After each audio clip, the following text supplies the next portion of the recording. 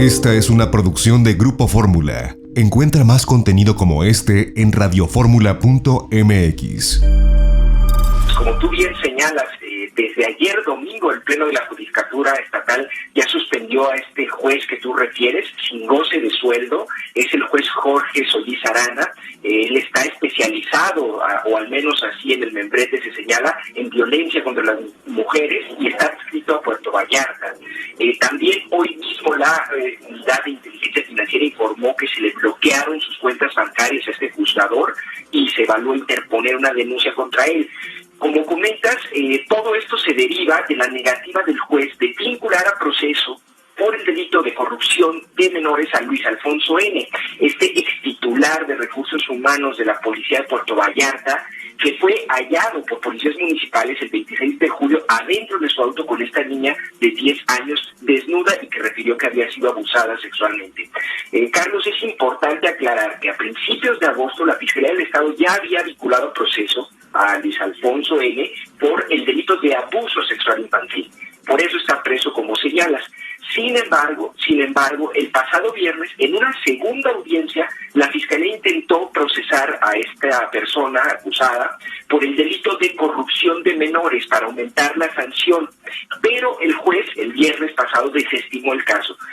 Según la versión de los abogados familiares de la víctima, el argumento del juez fue que la niña no sintió placer y que el acusado ya estaba procesado por otro delito equivalente, por lo que desechó los cargos en su contra. Desde luego esto generó expresiones de indignación en redes sociales e incluso protestas y marchas en Puerto Vallarta para exigir justicia y frenar la violencia contra las mujeres y niñas.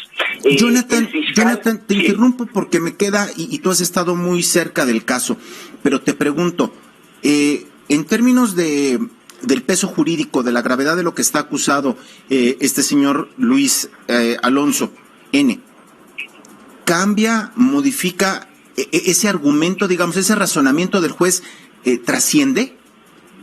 Sí, claro, Carlos, porque la vinculación al proceso de la primera audiencia, la pena son de 3 a 6 años por el delito de abuso sexual infantil, cuando la víctima es menor de 12 años, que es este caso. Y por corrupción de menores, según el Código Penal de Jalisco, son hasta 7 años, pero si la víctima es menor de 12 años o hubo algún beneficio económico para el que cometió el delito, puede ser hasta una cuarta parte más.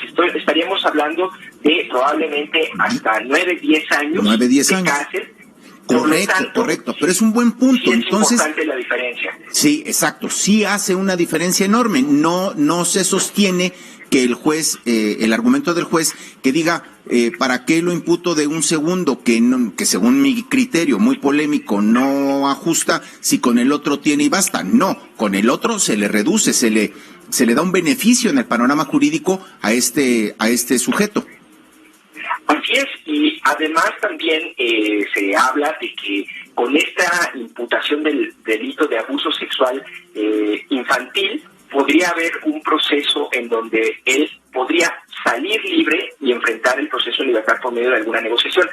La Fiscalía del Estado ya informó que va a apelar para poder imputarle el cargo también de corrupción de menores. Sin embargo, hemos estado revisando la actuación del juez, se va a revisar su proceder, pero también habría que analizar la integración de la carpeta de investigación de la Fiscalía del Estado para esta segunda imputación, que lo que dicen colectivos locales feministas es que fue una investigación y una conformación de una carpeta y acusación endeble, no fue lo suficientemente sólida y también eso habría que investigarse. Y recordemos, Carlos, el tema del abuso sexual infantil en Puerto Vallarta es un problema grave porque es un foco de trata de personas, de turismo sexual, y el puerto ha estado en la mira de organismos internacionales y también nacionales por la problemática que genera en ese sentido. Lo que dice en la mañana la Unidad de Inteligencia Financiera Santiago Nieto es que el bloqueo de cuentas se hace porque hay convenios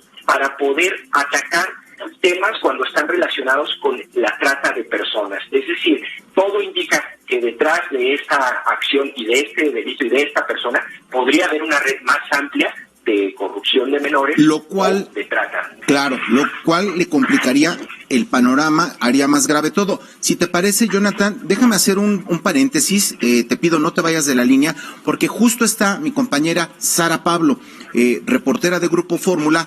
Ella estuvo en Palacio Nacional esta mañana y fue a ella y a otros, por supuesto, reporteros, a quien Santiago Nieto detalla cuál es el razonamiento tras el congelamiento de las cuentas, tanto del juez como del señor que trabajaba en la comisaría de Vallarta, que fue detenido y que es el que está imputado. Sara, ¿cómo estás? Muy buena tarde.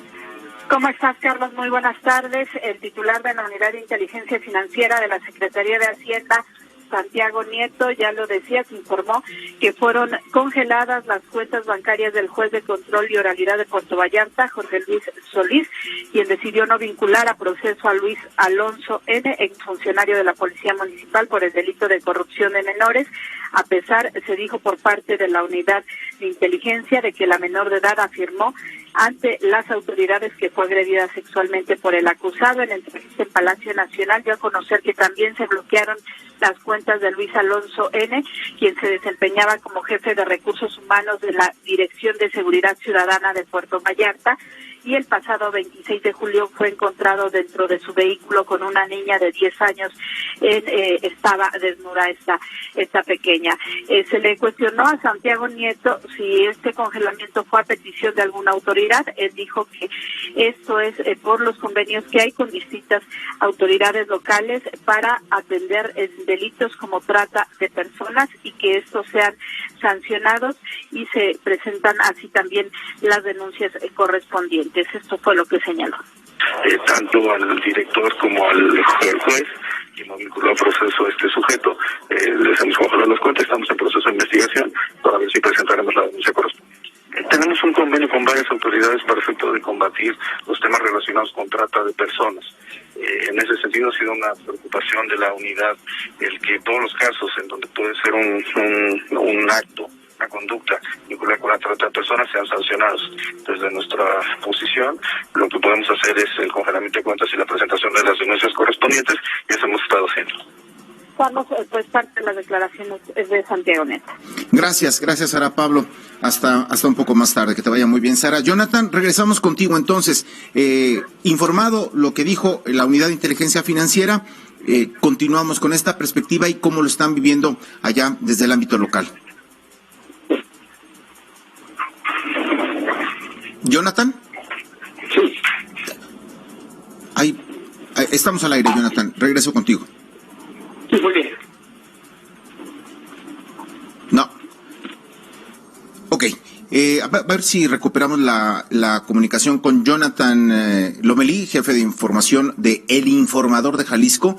Pues ahí tiene usted el panorama de esta historia, en donde el jefe de la unidad financiera pues parecería un poco como caído del cielo en términos de hacer pinza con la endeble actuación que hasta el momento está teniendo el Ministerio Público a nivel local allá en Vallarta. Como nos explicaba Jonathan, también la carpeta de investigación sobre este sujeto, Luis Alonso, que trabajaba en la comisaría de Puerto Vallarta, que ya fue separado del cargo, parecería que está mal integrada. Y ya sabemos el cuento y nos conocemos al dedillo lo que viene en ese tipo de guión. Pues no se le puede fincar bien, no estuvo bien integrada la carpeta, porque o no lo llevaron, o no lo trajeron a tiempo, o no le leyeron sus derechos, o le pellizcaron las costillas. En fin, este tipo de mala integración de una carpeta nunca tiene un buen augurio, y por eso lo que nos ha informado Sara, Jonathan, ya recuperamos la comunicación contigo, Jonathan Lomelí, con lo que nos ha informado, le decía yo que el fiscal de la Unidad de Inteligencia Financiera, Santiago Nieto, parecería pues como caído del cielo en términos de hacer pinza, ¿no? Para que si la autoridad local judicial no cumple, digamos, con las expectativas en términos del rigor y de la severidad con la que debe ser tratado el asunto, pues ojalá que del ámbito federal financiero sí pueda hacerse algo más, y eso también pues le meta presión al caso, además de toda la presión social, Jonathan, que tú nos estabas relatando. Sí, claro, colectivos feministas aquí en Guadalajara y en Puerto Vallarta lo que que han exigido es una investigación de esta persona y sus antecedentes para ver si tiene más señalamientos o se encuentran más víctimas y que pudiera descubrirse o detectarse una red detrás de la forma como operaba esta persona. Es uno de los asuntos que ha sido debatido en este día. Y bueno, también remarcar este punto, Carlos, el acusado podría buscar una suspensión condicional del proceso porque nada más está vinculado por un solo delito y esto lo podría dejar en libertad, lo cual hasta este momento pues ha generado presión en la Fiscalía, que asegura que va a apelar la decisión del juez. En este caso será un nuevo juez porque el que anteriormente se encargó del caso pues fue suspendido, como te comentaba. Esta fue una producción de Grupo Fórmula. Encuentra más contenido como este en radioformula.mx.